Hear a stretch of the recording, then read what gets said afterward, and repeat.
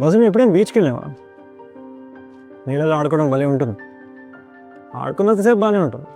కానీ నీళ్ళలోంచి బయటికి వచ్చేటప్పుడు జేబుల్లో, చేతులకి, చెప్పుల్లో ఇసుక చిరాగ్గా ఉంటుంది. బేసిక్గా ఇంటర్నెట్ కూడా సముద్రం లాంటిది. ఈ online trollers, gossip batch, comments పెట్టి డెకాయిట్లు ఉన్నారే వాళ్ళే కనిపించకుండా అంటుకునే ఇసుక. సముద్రంలో దిగిన ప్రతివాడికి ఇసుక తప్పదు, కానీ కొంతమంది డబల్ అంటుకుంటుంది, మెయిన్గా ఆడవాళ్ళకి. ఈ ఇసుకే కొన్నిసార్లు పోస్ట్ పెట్టడానికి ముందు ఆలోచించేలా చేస్తుంది, కొన్నిసార్లు కామెంట్ సెక్షన్ ఓపెన్ చేయడానికి భయం వేసేలా చేస్తుంది.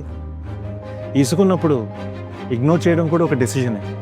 ఇగ్నోర్ చేసినంత మాత్రాన్ని ఇది పోదు, దులుపుకున్నంత మాత్రాన్ని ఇది పోదు.